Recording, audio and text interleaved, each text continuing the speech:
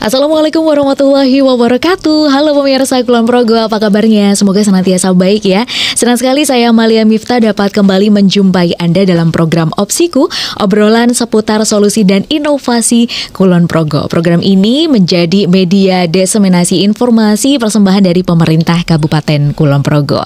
Nah, pemirsa Kulon Progo, saya yakin di beberapa hari ini pastinya pemirsa banyak sekali mendapatkan informasi terkait dengan peredaran miras di daerah istimewa Yogyakarta. Nah, mungkin sebagian dari Anda juga menemukan banyak sekali petisi yang ditayangkan melalui sosial media maupun juga ditayangkan secara langsung begitu, dapat ditemui di jalan-jalan besar. Nah, tentunya pemirsa, Kulon Progo sebagai bagian dari daerah istimewa Yogyakarta perlu menyikapi serius terkait dengan peredaran miras di Jogja, khususnya di Kabupaten Kulon Progo. Hari ini kita akan berbincang dengan narasumber-narasumber kita yang tentunya expert di bidangnya untuk berbagi tentang bagaimana kemudian peran dari Kulon Progo dan apa yang kemudian bisa dilakukan dari Kabupaten Kulon Progo dalam upaya pencegahan peredaran miras di daerah istimewa Yogyakarta. Bersama dengan narasumber-narasumber saya, yang pertama saya ingin menyapa ada Kepala Badan Kesatuan Bangsa dan Politik Kabupaten Kulon Progo sekaligus juga PLT Kepala Satuan Polisi Pamong Praja Kabupaten Kulon Progo, Bapak Budi Hartono, SSI MSI. Selamat pagi Bapak. Pagi Mamel. Selalu ceria ya Pak Budi ini ya. Tetap semangat. Menjabat di dua tempat Pak. Yeah. Gimana Pak rasanya? Berat ya Pak ya? Sudah tugas Mbak Amel. Sudah tugas. Dua-duanya ini juga punya peran yang luar biasa tentunya dalam hari ini. Kemudian berikutnya saya juga ditemani di kesempatan hari ini pemirsa dengan Kepala Kantor Kementerian Agama Kabupaten Kulon Progo, Bapak Haji Muhammad Wahib Jamil SAG MPD. Selamat pagi Bapak. Selamat pagi Mbak Amel. Pertama kali main ke sini Pak? Oh sudah beberapa kali ya. Kalau Pak Budi kayaknya sudah beberapa kali juga Pak. Apa baru sekali ini? Sudah beberapa kali juga. Berarti udah nggak kaget dong ya.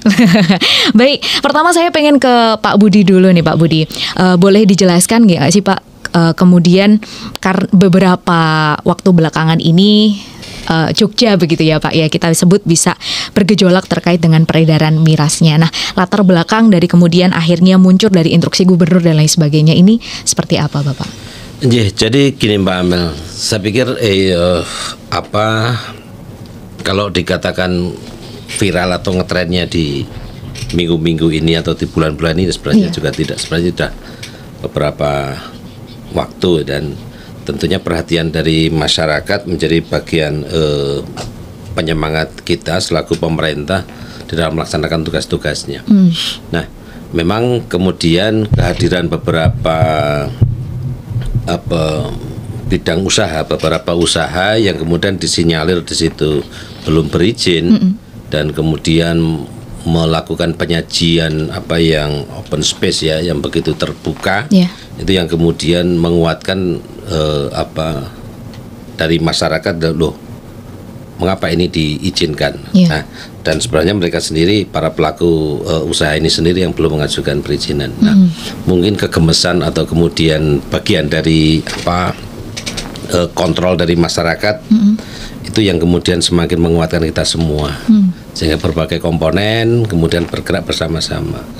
Nah, terakhir tentunya juga dipicu oleh beberapa kejadian dari dampak minuman keras yang mungkin terjadi di Yogyakarta, itu yang menguatkan kita untuk semakin secara bersama-sama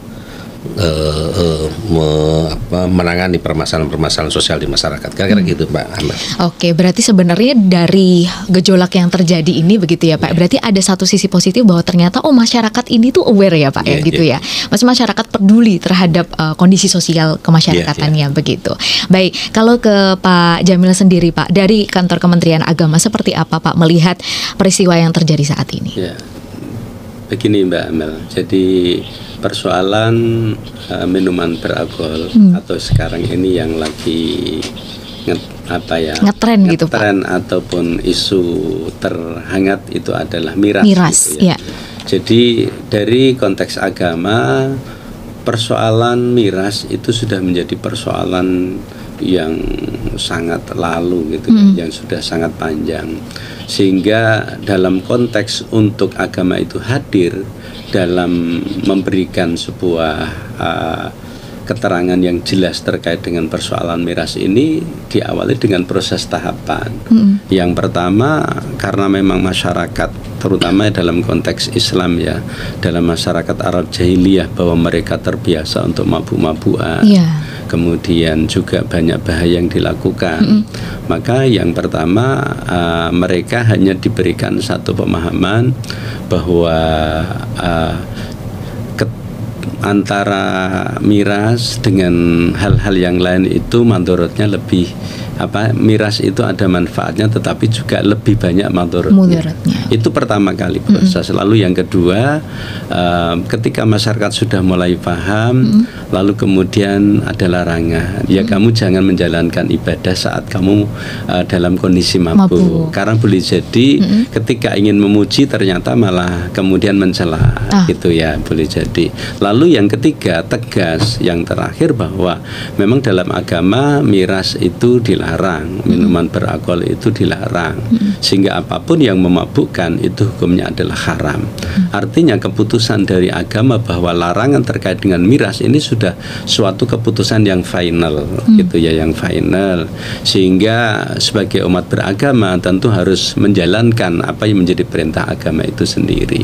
Ini dari konteks agama. Sehingga apabila kelompok-kelompok masyarakat, kelompok agama, lalu kemudian mereka bergerak untuk menolak adanya miras, memang ya didasari dari dasar agama yang mereka yakini, dan melihat bahwa saat ini juga semakin marak, kemudian dampak yang ditimbulkan sangat luar biasa.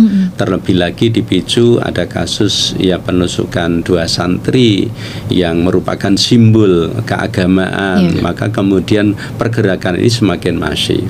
Sehingga dari konteks agama bahwa kita melihat persoalan ini juga harus diselesaikan oleh semua pihak, mulai dari negara harus hadir, lalu kemudian tokoh masyarakat juga harus bertindak atau bersikap, lalu juga tokoh-tokoh agama harus memiliki peran bagaimana memberikan edukasi, termasuk mitigasi, termasuk dalam aspek keluarga sendiri juga harus melakukan pengendalian. Mungkin itu Mbak Amel ya. Baik, berarti memang semuanya harus terlibat ya Pak ya. Tidak hanya kemudian sekedar membuat regulasi saja, tapi juga banyak pendekatan lain yang dilakukan oleh melibatkan banyak pihak begitu. Nah, saya pengen ke Pak Budi lagi. Pak Budi, dari sudut pandang Pak Budi sebagai Kepala Kesbangpol begitu Bapak, seperti apa kemudian bahayanya, bahaya sosialnya dari dampak miras tadi Bapak, seperti apa? Jadi gini Mbak Amel, mungkin dari sudut agama sudah ya, dari sudut kesehatan aja juga mungkin nanti juga ada konflik. Tapi pada intinya kita tahu semua nih, kalau kita mengkonsumsi itu, maka kemudian tingkat kesadaran atau kontrol kita itu kan jadi berkurang ya Pak ya. Betul. Maka kemudian aktivitas seseorang yang kemudian kita sebut orang yang mabuk itu menjadi tidak terkontrol, apa yang dia lakukan dan sebagainya. Nah, inilah yang kemudian ketika tidak terkontrol ini bisa menjadi pemicu atau menjadi potensi untuk mengganggu ketertiban dan ketentraman di masyarakat sekitar. Maka di dalam regulasi-regulasi yang saat ini kita pergunakan, antara lain yang diatur dalam Perda Kulon Progo nomor 1 tahun 2007 yang tentang larangan dan pengawasan minuman beralkohol, itu juga mengatur bahwa ya ketika meminum tentunya dilarang kemudian mengganggu ketertiban dan ketentraman, itu diatur di situ juga, dan harus dengan di tempat-tempat yang memang sudah diatur juga. Kira-kira gitu Pak. Berarti sebenarnya pemerintah daerah ini sudah mempunyai instrumen begitu ya Bapak ya, untuk mengatur kemudian bagaimana seseorang ini mengkonsumsi minuman-minuman yang kemudian dilarang begitu. Jadi sudah lama Mbak Amel. Jadi kalau kita malah justru dari 5 kabupaten kota kita malah justru memang perlu ada beberapa aturan-aturan yang perlu kita update, kita sesuaikan dengan perkembangan ya, karena kita di Perda nomor 1 tahun 2007, kemudian ada di perubahan nomor 11 tahun 2008 di situ ya. Itu memang karena ada perkembangan situasi tentunya perlu updating, dan saat ini tentunya menjadi perhatian kami di pemerintah daerah untuk melakukan kajian dari sisi hukum terhadap regulasi itu. Tapi tanpa itu pun tadi dari tinjauan agama Pak Jamil juga bisa menyampaikan tentang bahaya dan risikonya atau mungkin larangan di situ. Memang bahasa kita adalah pengendalian, Pak. Betul. Kenapa jadi, itu Pak bahasanya pengendalian itu, Pak? Ya, karena memang ada, artinya gini, Pak. Bisa saya sebut mungkin mirip-mirip misalkan ada obat ya. Betul. Obat produk farmasi yang secara resmi pabriknya itu di mana, dia memproduksi ada berapa ribu eksemplar ya, berapa tablet, maka kemudian nanti akan distribusikan kepada PT apa, kemudian PT itu dapat berapa ratus eksemplar kan gitu, dan kemudian sampai pada ujungnya yaitu pada posisi apotek misalkan. Nah, apotek itu pun juga akan terpantau ketika siapa yang membeli dan kemudian atas resep. Nah, ini yang kemudian secara resmi kan melihat itu. Nah, yang kita khawatirkan adalah ada proses yang kemudian kita sebut menjadi penjualan yang ilegal. Nah, jadi sebenarnya terkait dengan produk atau kemudian peredaran dan penjualan di minuman beralkohol ini juga terpantau sebagaimana diatur di dalam peraturan Menteri Perdagangan juga, baik itu yang import maupun yang produk pabrikan lokal. Itu yang itu melalui jalur seperti itu yang kemudian akan kita kontrol. Permasalahannya adalah mengapa kemudian itu bisa terjual atau terbeli oleh masyarakat yang mungkin tidak memenuhi aturan. Di Perda juga kita atur kok, Mbak, sampai pada posisi siapa yang bisa membeli bahkan ya. Itu adalah yang berusia di atas 21 tahun. Bahkan di Perda juga masih mengatur bahwa kalau memang ada izin pun jam operasional itu dibatasi. Jadi kalau siang itu jam 12 sampai jam 15, kalau malam itu jam 19 sampai jam 22 itu ada di Perda semua. Jadi tidak kemudian full 24 jam. Memang menjadi tantangan tersendiri dengan perkembangan teknologi yang kemudian ada layanan online itu yang menjadi kekhawatiran kita semuanya. Kira-kira kayak itu, Mbak Amel. Oke, baik. Saya pengen ke Pak Jamil lagi. Pak Jamil, tadi sudah diterangkan oleh Pak Budi tentang bagaimana kemudian dampak sosial dari peredaran miras ini begitu. Nah, kalau kita melihat kondisi saat ini, Pak, banyak pergerakan-pergerakan di masyarakat. Nah, dari Kementerian Agama sendiri seperti apa Pak melihat pergerakan-pergerakan di masyarakat ini, terutama juga untuk kalangan-kalangan tertentu? Apakah nanti ada potensi juga nanti untuk terjadinya semacam konflik begitu di masyarakat antara satu golongan dengan golongan yang lainnya, seperti apa Bapak melihat dari sudut pandang Kementerian Agama? Terima kasih Mbak Amel. Jadi kami dari Kementerian Agama tentu sebagai pelayan pada masyarakat juga senantiasa mewujudkan kerukunan, menghindari berbagai konflik yang ada di masyarakat. Sehingga kami senantiasa mengajak bersama. Yang pertama kepada pemerintah ataupun negara dalam hal ini itu harus hadir untuk betul-betul menegakkan berbagai aturan-aturan yang ada dan juga sampai pada penindakan, dan ini sudah dilakukan oleh teman-teman kita secara tim ya Pak Budi ya, secara tim dari aparat hukum, kemudian juga dari pihak-pihak yang terkait seperti perdagangan dan seterusnya sudah melakukan gerakan ini. Ini tentu menjadi salah satu bukti bahwa negara hadir untuk bisa merespon apa yang menjadi harapan dan keinginan masyarakat. Kemudian yang kedua, bahwa kita juga menjadi pelayan masyarakat. Tentu apa yang menjadi respon masyarakat harus kita tanggapi ya Pak. Kita tanggapi apa sih yang menjadi kehendak mereka. Sehingga ketika hal itu kemudian menjadi hal yang positif, maka kita harus secara cepat merespon agar apa yang menjadi kehendak masyarakat betul-betul bisa terlayani dan aspirasi itu betul-betul bisa kita wujudkan. Tentu dengan satu catatan bahwa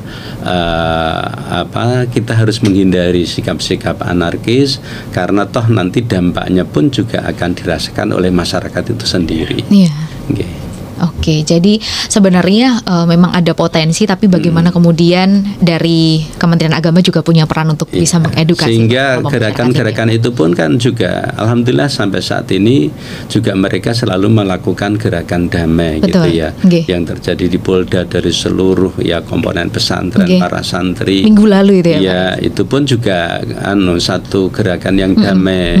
Kemudian ada beberapa titik-titik tertentu juga damai. Artinya di situ mengharap bahwa persoalan ini harus diselesaikan oleh semua pihak. Mungkin demikian, Mbak Amel. Oke, baik. Dan apresiasi juga begitu ya Pak ya terhadap kepedulian masyarakat kita, bahwa ternyata ya itu tadi masyarakat kita sebenarnya aware loh gitu, peduli loh dengan sosial dan kehidupan bernegaranya begitu. Baik, dan kita akan jeda sejenak Pak Jamil dan juga Pak Budi. Nanti kita akan kembali pemirsa, obrolan kita semakin seru. Kita akan lanjutkan lagi obrolannya setelah pariwara yang berikut ini. Tetap bersama kami di Opsiku, obrolan seputar solusi dan inovasi Kulon Progo.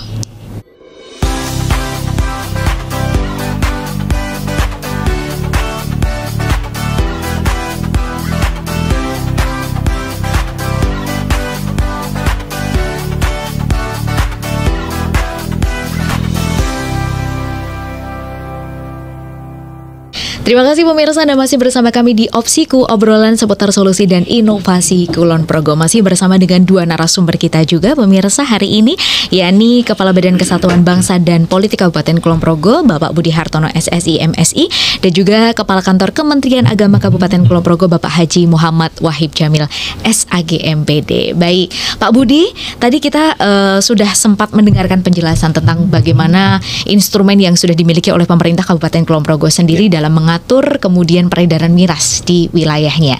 Nah, kemudian apa Pak peran kemudian apa yang sudah dilakukan oleh pemerintah kabupaten sampai dengan hari ini begitu tentang untuk dalam rangka pengendalian peredaran miras tadi di Kulon Progo?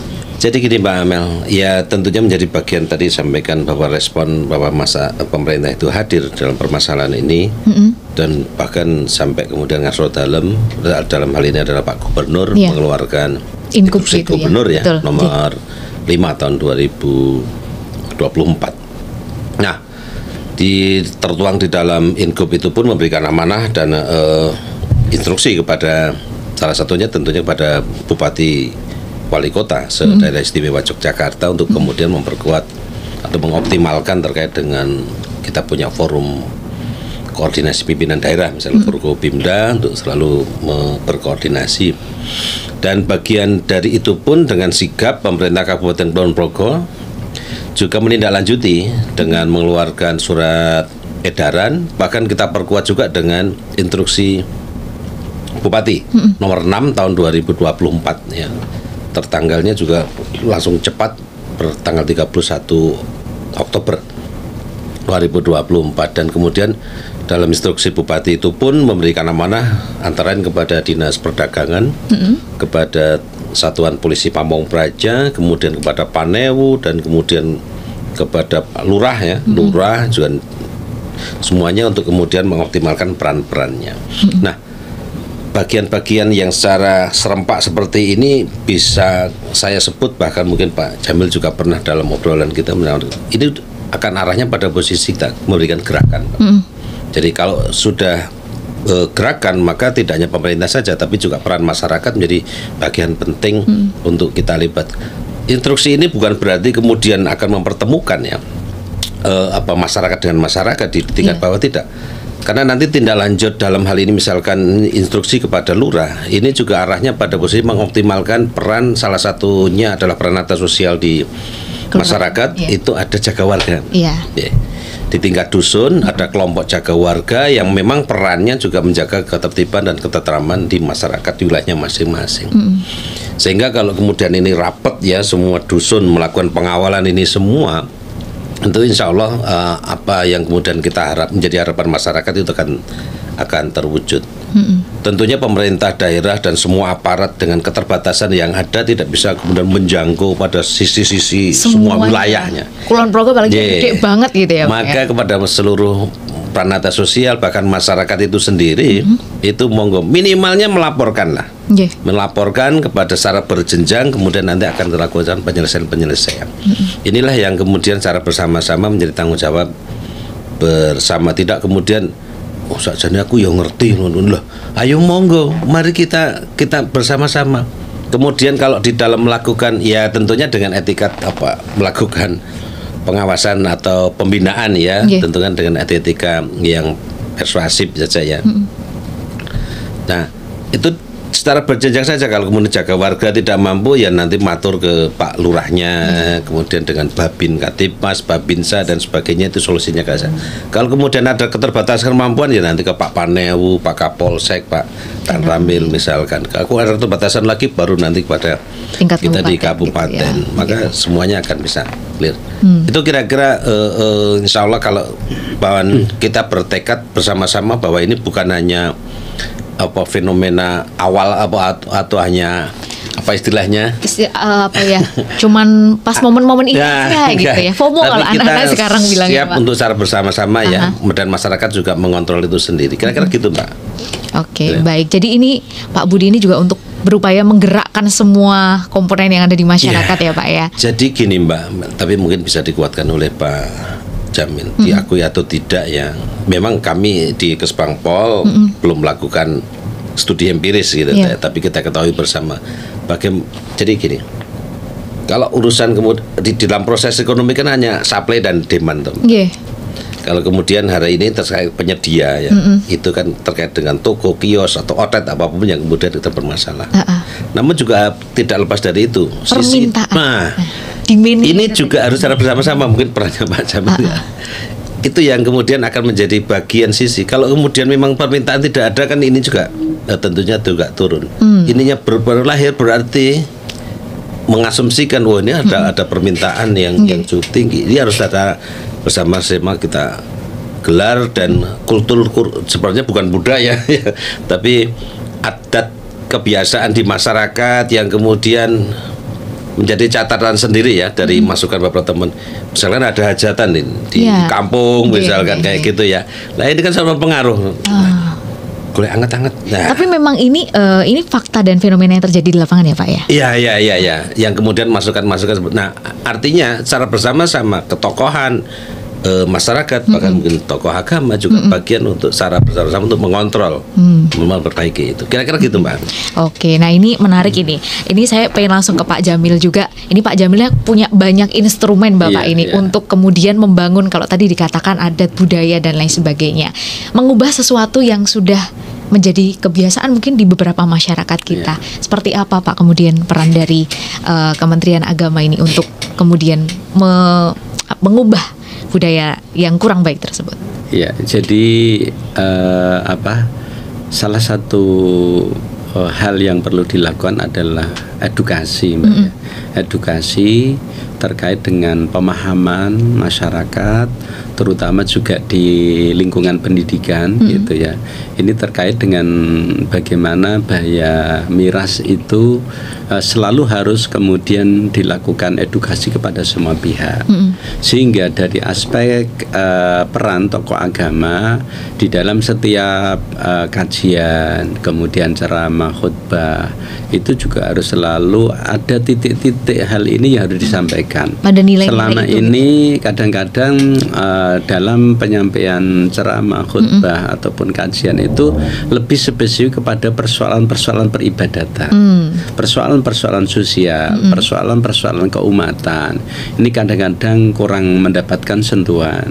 Nah, mereka baru merasa tergerak ketika ada sebuah kasus dan isu tertentu. Baru kemudian ternyata selama ini kami belum berperan banyak terkait dengan hal ini, sehingga hal ini menjadi harapan kami kepada semua tokoh agama, pada tokoh masyarakat untuk senantiasa memberikan edukasi pada masyarakat. Yang kedua dari aspek pendidikan, saya selalu menekankan bahwa dalam lingkungan pendidikan masih ada kesan-kesan seorang yang terlibat di dalam pendidikan itu, kalau mereka sudah berada di luar pagar sekolah, Itu kadang-kadang sudah bukan menjadi tanggung jawab sekolah. Iya, tapi orang tua ya Pak. Iya, cara pandang ini harus kita rubah.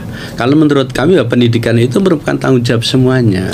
Bagi sekolah ataupun madrasah, ketika seorang siswa ataupun murid, ya kalau sekarang peserta didik, itu masih menjadi siswa kita, murid kita, maka itu menjadi tanggung jawab kita dimanapun dia berada. Hanya persoalan strategi, lalu kemudian persoalan bagaimana melakukan pendekatan dan cara untuk memberikan pembelajarannya, itulah yang mungkin berbeda ketika dia berada di sekolah, di madrasah, kemudian ketika dia di masyarakat, dalam keluarga tentu akan berbeda. Tetapi tanggung jawab itu menjadi tanggung jawab kita semuanya. Nah ini sehingga kami mengajak pada semua pihak, terutama dalam lingkup pendidikan, mari bersama-sama bahwa anak didik kita, murid-murid kita ini harus senantiasa kita mitigasi dimanapun mereka berada. Mungkin saat perjalanan dari rumah ke sekolah ataupun mungkin saat kepulangan. Nah ini selalu ada komunikasi. Maka di beberapa madrasah yang di bawah bimbingan kami itu sudah ada satu kontrol Mbak. Jadi kontrol banyak aspek ya, diantaranya presensi yang bisa dilingkan dengan orang tua, sehingga orang tua juga bisa mantau ya, kira-kira anak ini kurang aktivitasnya seperti apa. Lalu kemudian optimalisasi grup-grup ya, grup-grup antara sekolah, madrasah dengan orang tua, siswa itu menjadi satu kesatuan. Hari ini kegiatannya apa, lalu kira-kira dia posisinya berada di mana, sehingga semua akan terlibat. Ini menjadi penting sehingga komunikasi dari semua pihak menjadi hal yang sangat urgen. Kemudian yang ketiga, dari aspek masyarakat sendiri, tentu kita juga harus senantiasa saling bahu membau. Artinya menempatkan persoalan miras ini tidak menjadi kesalahan pada satu pihak, tetapi menjadi koreksi bagi kita semuanya. Ya, bagi pemerintah juga harus melakukan introspeksi, bagi para tokoh agama juga menjadi bagian introspeksi, peran saya sudah seperti apa, masyarakat sendiri itu seperti apa, sehingga dari semua peran ini ketika bisa melakukan introspeksi, lalu kemudian bersama-sama untuk melakukan pencegahan atau kalau dalam perdanya pengendalian, ini insya Allah pada akhirnya bisa optimal gitu ya, peran-peran semua pihak ini. Nah, apabila hanya nanti berimbas misalkan yang ditangani hanya dari sisi penjualnya saja, sementara pembelinya demandnya tetap mungkin mereka belum teredukasi dengan baik, maka tentu juga akan menjadi problem sendiri, sehingga harus menjadi satu kesatuan bersama. Kalau kita itu Mbak Amel. Kalau dari pergerakan yang terjadi begitu ya Pak ya, apakah Pak Jamil juga melihat berarti ini sebenarnya sudah ada kesadaran, sudah ada masing-masing pihak yang bertanggung jawab, seluruh elemen masyarakat itu kesadarannya seperti apa dari sudut pandang Pak Jamil? Dari aspek gerakan ini sebenarnya kalau kita mau mengambil satu hikmah jadi kecintaan kita terhadap negara, kecintaan kita terhadap rakyat, kecintaan kita terhadap kondisi Indonesia ini semakin baik, itu sudah dimiliki oleh semua pihak. Artinya ketika ada hal-hal yang dirasa itu akan merusak generasi, maka semua orang itu memiliki keterpanggilan jiwa untuk ikut terlibat bagaimana hal ini bisa dilakukan. Sehingga ini merupakan salah satu hal yang positif, nilai-nilai hal yang sangat bisa kita ambil hikmah maknanya untuk pembangunan sumber daya manusia ke depan, Mbak. Ya, Pak Budi, untuk tingkat kerawanan sendiri Pak di Kulon Progo ini, apakah ada perbedaan Pak dengan kabupaten kota yang lainnya begitu? Karena kalau mungkin dilihat kayaknya Kulon Progo itu ayam-ayam aja. Mungkin kalau kita bandingkan dengan yang sebelah gitu ya Pak ya, itu banyak petisi di mana-mana. Cuman kalau di Kulon Progo kayak tidak terlalu banyak begitu. Nah, sebenarnya tingkat kerawanan di tempat kita sendiri seperti apa sih Pak Budi? Iya, kalau dihitung dengan secara proporsional ya kita menjadi bagian yang kategori rawan juga, Mbak. Jadi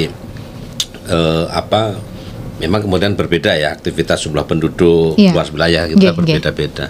ada berapapun di aktivitas yang ada di Kulon Progo itu juga hampir sama lah, hampir sama. Dan kita kewaspadaan kita tentunya tidak hanya kita hitung dari yang beberapa waktu lalu ya, yang sempat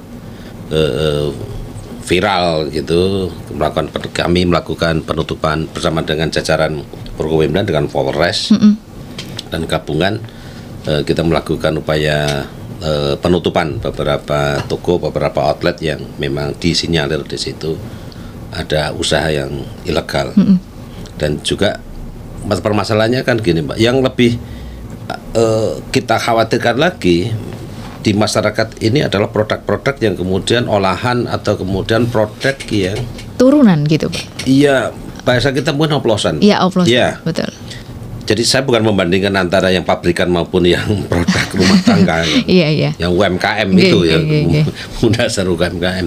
Tapi justru mungkin secara uji layak, kemudian dari sisi kesehatan atau apa kan belum ada ujinya, sehingga itu akan lebih berbahaya lagi untuk merusak.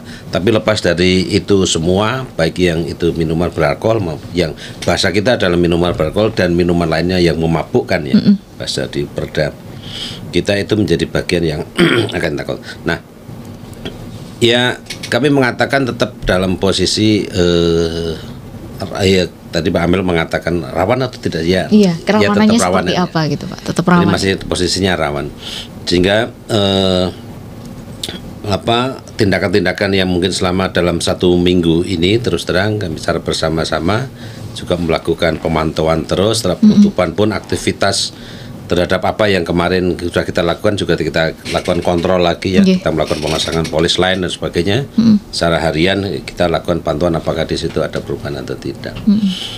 Dan itu nanti kesemuanya Mbak. Jadi ada beberapa catatan memang di Kulon Progo juga yang berizin ya, di beberapa hotel itu yang kemudian ada ya, kita di Morasen, kemudian di dalam bandara itu yang resmi memang berizin. Toh itu pun tetap kita lakukan pemantauan, pengawasan terhadap meskipun yang berizin juga. Kira-kira gitu Pak. Oke, baik. Nah, dari Pak Jamil sendiri kemudian apa nih Pak sinergi atau kolaborasi yang dilakukan oleh Kementerian Agama dengan kemudian pemerintah Kabupaten Kulon Progo untuk bersama-sama membentuk upaya preventif ini untuk kemudian melindungi generasi kita dari penyalahgunaan tadi minuman beralkohol dan minuman yang memabukkan lainnya. Iya, jadi kami sebelum ada isu ini sebenarnya sudah selalu melakukan berbagai upaya untuk mitigasi. Jadi ketika muncul beberapa keresahan-keresahan masyarakat, maka kami punya program namanya Sonjogo Mbak, silaturahmi obrolan antar jejaring ormas keagamaan. Oh, Sonjogo. Ya, Sonjogo. Sonjogo karena ada Kulon Progonya ya Pak ya. Itu obrolan dengan teman-teman Forkopimda, kemudian FKUB, tokoh agama, kemudian ormas keagamaan, termasuk semua unsur OPD yang terkait yang menjadi bagian dari tema obrolan itu. Nah, saat itu juga temanya adalah mitigasi terkait dengan miras. Nah, dengan obrolan ini akan semakin mendekatkan antara pihak-pihak pelayan masyarakat dalam ini pemerintah, kemudian juga penegak hukum, kemudian juga kepentingan dari masyarakat itu sendiri. Nah, apabila hal ini kemudian bisa dilakukan secara simultan, bahkan mungkin tadi ditindaklanjuti sampai pada tingkat jaga warga ya Pak Budi, itu akan jauh lebih maksimal untuk melakukan berbagai mitigasi yang ada. Nah, ini salah satu hal. Kemudian yang kedua, tentu kita bersinergi sesuai dengan peran kita masing-masing. Satu contoh, kami yang memiliki peran dalam rangka untuk edukasi pada masyarakat, kita gerakkan semua elemen, semua komponen. Di antaranya di hari Jumat kita fokus untuk memberikan edukasi pada masyarakat, khutbah terkait dengan bahaya miras dan bagaimana Jogja ini bisa bebas dari miras. Itu ya. Kemudian juga di lingkup pendidikan gitu ya, kita juga selalu gerakkan bagaimana pendidikan ini betul-betul nantinya akan bebas dari terkait dengan persoalan miras itu sendiri. Nah, dengan tentunya nanti dengan berbagai tahapan. Tahapan pertama ya gerakan-gerakan tadi, lalu yang kedua nanti bisa juga melakukan asesmen pada masyarakat. Tapi konteksnya tetap pendidikan. Jadi konteksnya pendidikan, kemudian setelah dilakukan asesmen, kira-kira titik rawan seperti apa yang menjadi temuan-temuan, lalu kemudian harus ada langkah yang jelas yang dilakukan oleh pendidikan itu sendiri. Sehingga ketika ada satu program yang sinergi dari semua pihak, maka insya Allah kami meyakini bahwa apa yang menjadi harapan cita-cita kita itu goalnya nanti akan sama. Baik, terselesaikan bersama masalahnya begitu ya Pak ya. Oke, terakhir nih Pak Budi, boleh nggak Pak Budi diberikan pesan untuk seluruh masyarakat warga Kulon Progo kita tercinta begitu ya Pak, tentang bagaimana kemudian bahaya miras, kemudian bagaimana keterlibatan kita yang bisa kita lakukan untuk tetap menjaga ketertiban yang ada di masyarakat. Semoga. Jadi sudah jelas ya Mbak Ahmad terkait dengan minuman beralkohol dan kemudian atau minuman lain yang memabukkan ini sudah ada. Jadi Pak Jamil sudah menyampaikan mungkin lebih besar mudorotnya gitu ya. Ya sudah, tentunya itu menjadi bagian yang akan kita hindari untuk semuanya. Nah, maka kemudian jadi satu pesan terakhir tentunya di awal kami menyampaikan kalau ini kita sepakati sebagai sebuah gerakan, maka kembali lagi kami derek kepada seluruh warga masyarakat, baik secara pribadi maupun melalui peranan atas sosial yang dimiliki, monggo untuk kita bertanggung jawab terhadap tugas fungsi kita masing-masing. Kemudian pada skup-skup yang kecil, minimalnya kemudian memberitahukan atau melaporkan apa yang terjadi di masyarakat dan kemudian secara berjenjang akan kita atasi sehingga tidak kemudian meluas menjadi sesuatu yang viral kemana-mana, tapi kemudian kita selesaikan seperti itu. Dan kemudian kalau dari sisi menjadi alasan ekonomi, bisnis dan sebagainya, lah monggo akan menjadi bagian dari ketupoksian yang lain untuk memberikan pengawalan. Untuk, ya kalau mau usaha ya usaha yang lebih lagi lah, yang lebih baik lagi.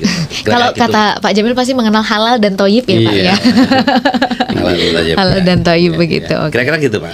Oke, baik, terima kasih Pak Budi. Kemudian dari Pak Jamil monggo bisa diberikan pesannya untuk warga Kulon Progo semua. Terima kasih Mbak Amel. Jadi bahaya miras, kemudian minuman beralkohol termasuk narkoba, jelas itu memiliki dampak yang luar biasa. Bahkan kalau dalam agama sumber kekacauan, sumber persoalan, sumber dari segala permasalahan itu bisa jadi berawal dari miras gitu ya. Sehingga ini harus kita hindari karena menjadi larangan agama, merugikan kesehatan dan juga merugikan masa depan, sekaligus juga akan merusak bangsa. Oleh karena itu kami mengajak bersama bagi para aparatur sipil negara atau aparat pemerintah senantiasa menjalankan tugas dengan penuh integritas sesuai dengan peraturan perundang-undangan yang berlaku, tidak boleh melakukan hal-hal yang dilarang oleh ketentuan yang berlaku. Kemudian yang kedua, tentu kita harus memberikan pelayanan pada masyarakat secara optimal. Dengan hal itu kami juga mengajak kepada masyarakat agar masyarakat juga senantiasa memberikan informasi, memberikan masukan terkait dengan miras ini. Apabila menemui hal-hal tertentu, silahkan dilaporkan sesuai dengan jenjang yang ada. Insya Allah pola ini, jalur ini akan bisa menyelesaikan masalah tanpa harus kemudian timbul korban-korban atau permasalahan-permasalahan yang baru. Demikian Mbak Amel. Oke, baik. Terima kasih banyak Pak Budi, terima kasih banyak Pak Jamil yang sudah menemani kita dan berbagi informasi untuk pemirsa Kulon Progo. Dan demikian tadi pemirsa Opsiku untuk edisi kali ini. Mari kita jaga diri kita, jaga keluarga kita, karena itu merupakan salah satu cara kita juga untuk menjaga bangsa. Dan saya Malia Miftah mohon pamit undur diri. Terima kasih atas kebersamaan Anda. Sampai jumpa di episode berikutnya. Wassalamualaikum warahmatullahi wabarakatuh.